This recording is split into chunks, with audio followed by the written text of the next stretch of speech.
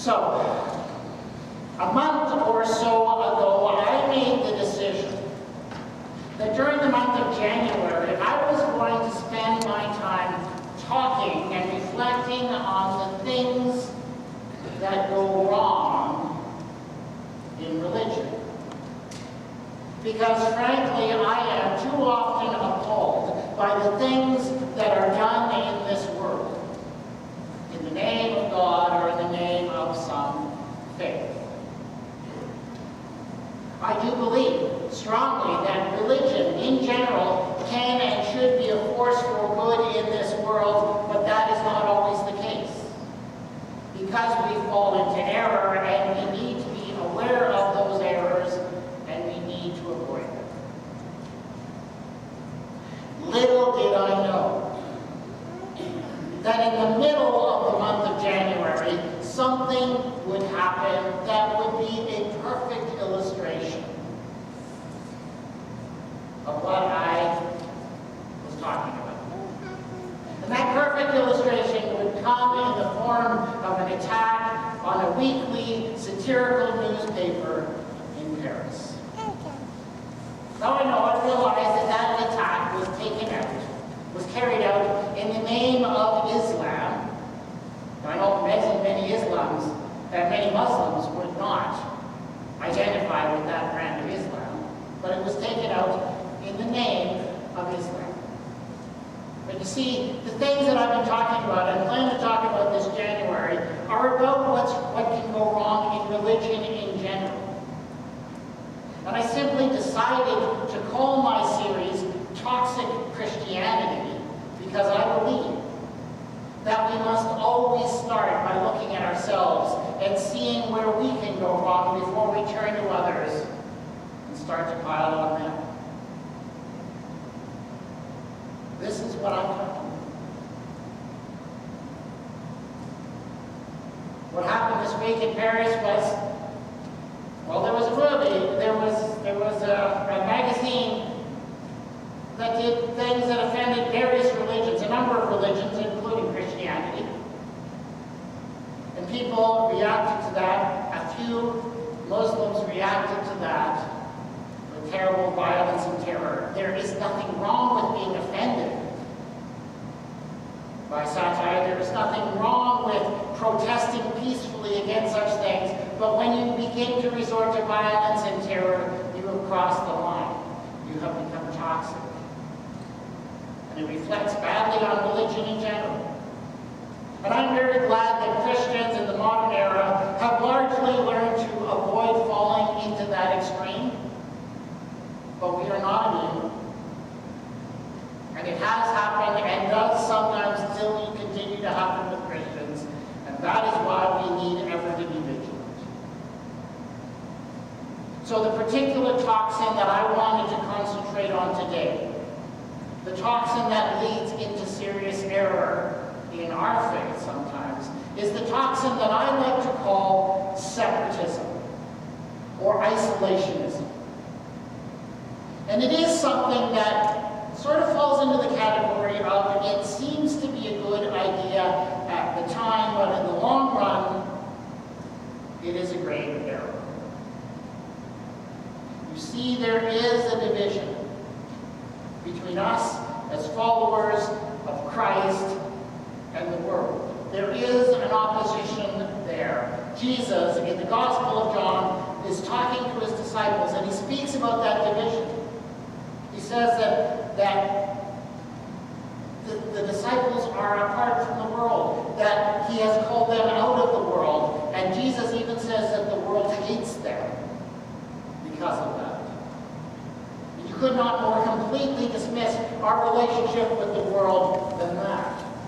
It's not just that we happen to disagree on a few issues. No. It is a matter of hatred. We and the world at a certain level have irreconcilable differences. That is the attitude in many of the things that Jesus says in the Gospel of John. And a natural reaction to that would, of course, be to simply withdraw from the world, right? I mean, you don't hang around with people who hate you. And And so there has long been this tendency in Christianity to simply get out of the world, withdraw. It was a grand movement that began back in the 2nd and the 3rd century of Christianity. It began with the Desert Fathers in Egypt, who just went out into the desert, as far out into the desert as it was possible to survive, and cut themselves off entirely from all human society, because they thought that's what it took to be a faithful Christian. And I know that people don't do that anymore. People don't go to the extremes of the ancient Desert Fathers, but there is still this strong tendency in Christianity, right up until this very day, to withdraw from the world.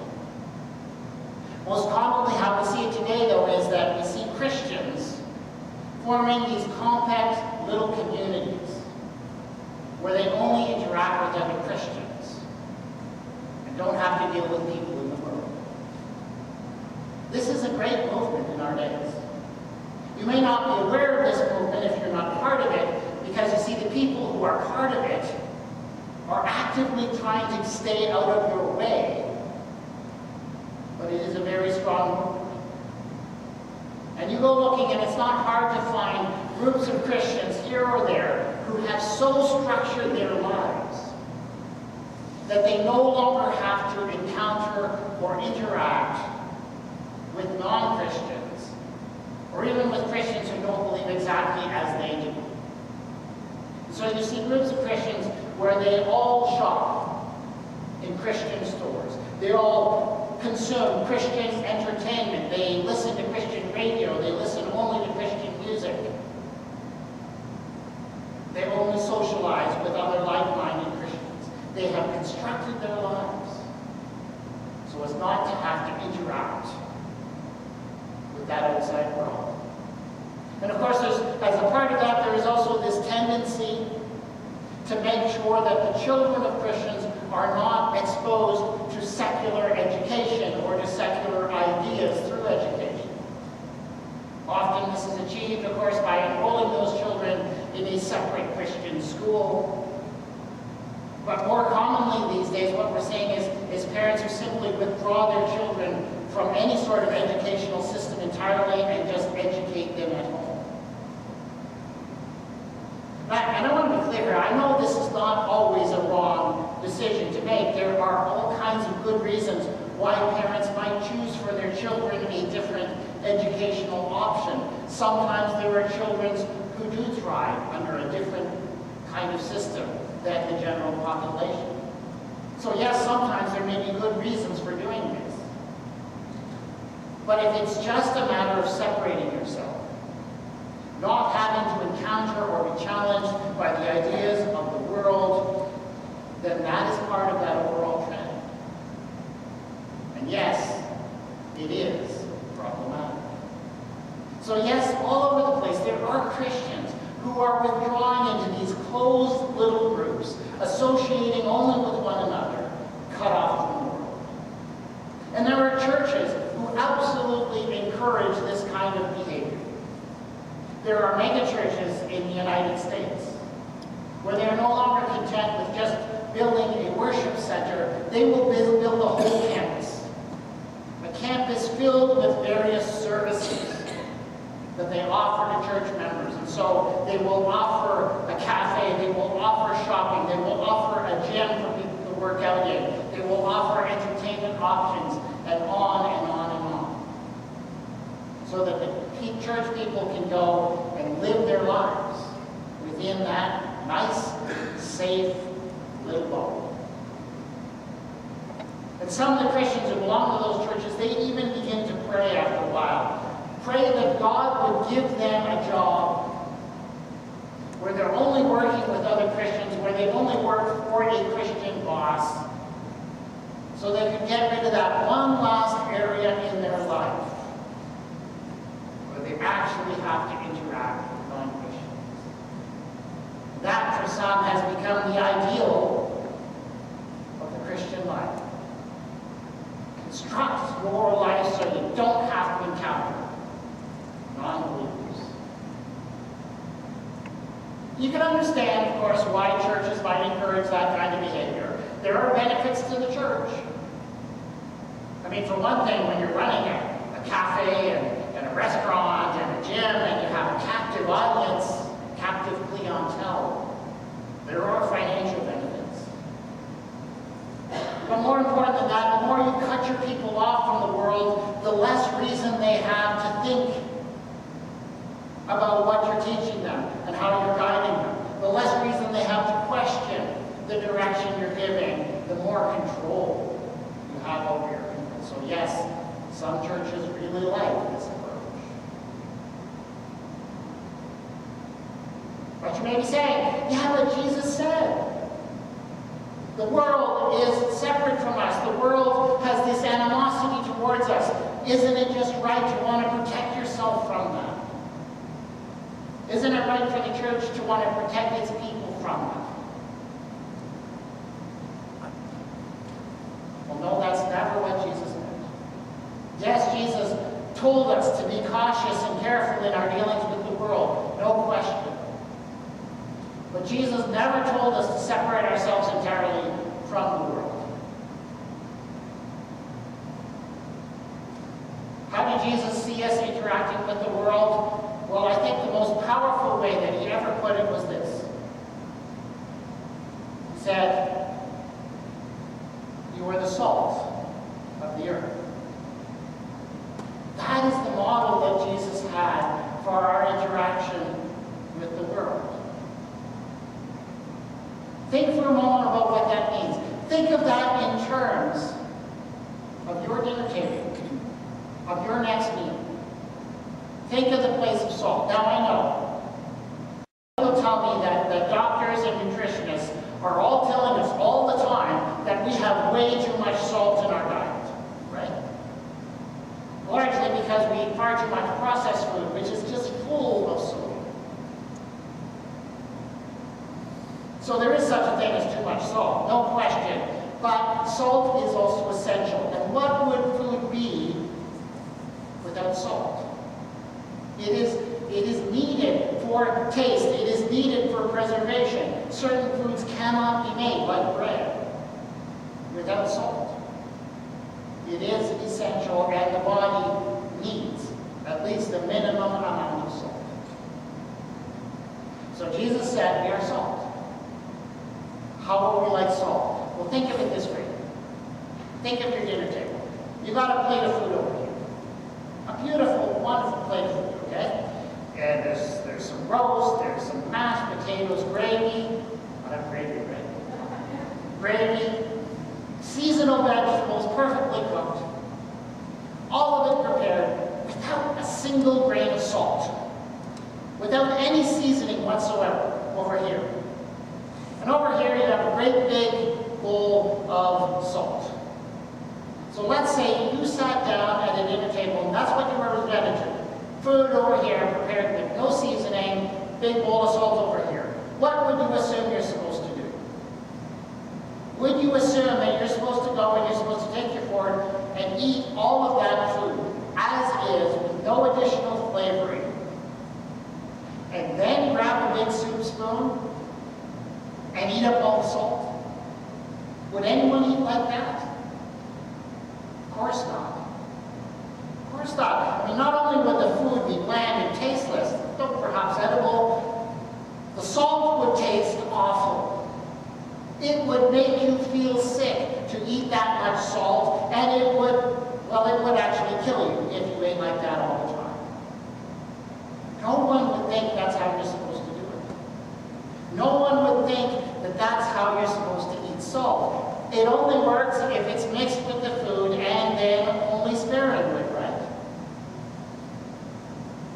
And yet there are these Christians who have seemed to have constructed their lives to keep all the food over here and all the salt over here and making sure that they do not connect. That's certainly not what Jesus meant. And when we do, then, if that's how we're approaching life, if we then try and interact with the world, how will we do it?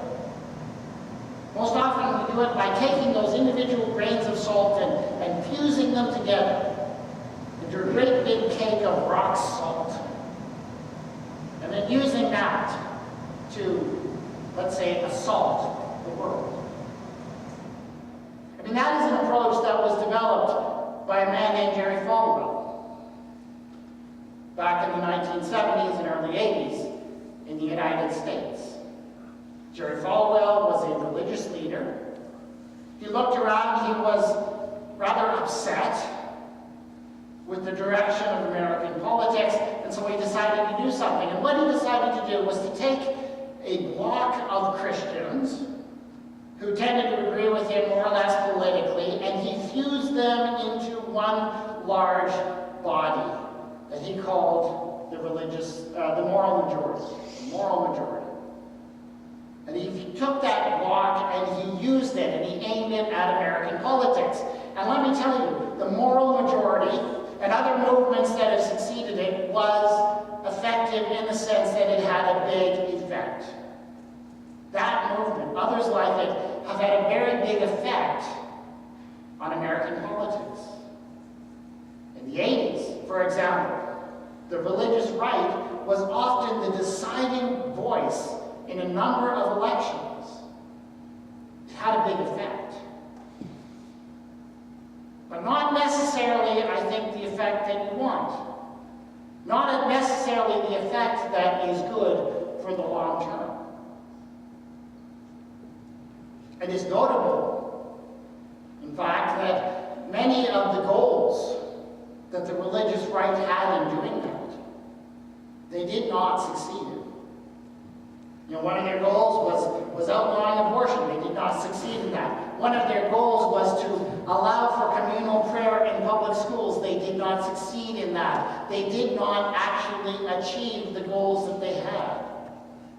And the goals had to change. And eventually, in the years of the presidency of George W. Bush, I think it finally became clear what was actually going on. And what became clear was this: the religious right was not using the politicians to get what they wanted. It was the politicians and the political operatives like Karl Rove who were using the religious right to get what they wanted. Things like a war in Iraq.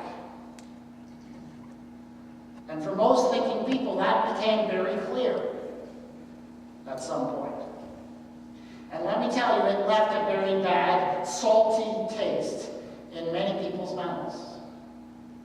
And I honestly feel that one of the reasons why we see today that Christianity is in sharp decline in North America, especially among young people, is a reaction against those kinds of tactics. Because people looked at that and said, if that's the only way to interact with the world as a great big blunt object, assaulting the world to get your way,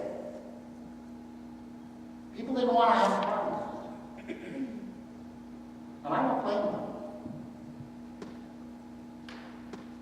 But it's not the only way for us to interact with the world. It's not. Jesus said we are to be like salt, so why not be like salt? Go out and be seasoning. Take what we gain from Christ, take what we learn from Christ, and use it in the world in the various situations that come up to change the conversation, to redirect it, not by forcing the way, but by seasoning what is happening. And so, for example, you see people struggling with their families, having a rough time with their families for whatever reason. How do you be seasoning in that? Well, you come in not to condemn, not to judge them for choices they may have made, but to bring the grace and the peace that you've learned from Jesus. When you see people struggling because their life has no meaning, no direction, you can share with them the meaning, the direction, the sense of purpose you have gained from Christ. Not to judge, but to encourage, to offer just a different way of thinking. There are all kinds of ways to be seasoning in this world in all kinds of situations. That doesn't mean that the world will not sometimes offend us. It will. And that's when we are most gravely tested. How are you to be seasoning when you are offended by the world and what it is doing? Obviously, we don't want to fall into what happened in Paris this week. That's wrong. We condemn it, as all right-thinking people do. To be salt when you are offended is very hard, but our example is Jesus. And think of how he responded to those who offended him. That is the example we must ever follow. It's not easy to be salt in this world. We will sometimes run into things that make us question our faith, that make us wonder whether we're on the right track. We need not fear that. A faith that is unexamined, a faith that is never questioned, is only a weak faith. Our interaction with the world in the long run, being seasoning in the world in the long run, will strengthen us. May even teach us new ways of thinking about and relating to our God. When you put a little bit of salt in food, just the right amount, it's a win-win. The salt is useful, the food is tasty. That's what we are to be in the world. Season. That is our challenge. Let's take a few moments in silence.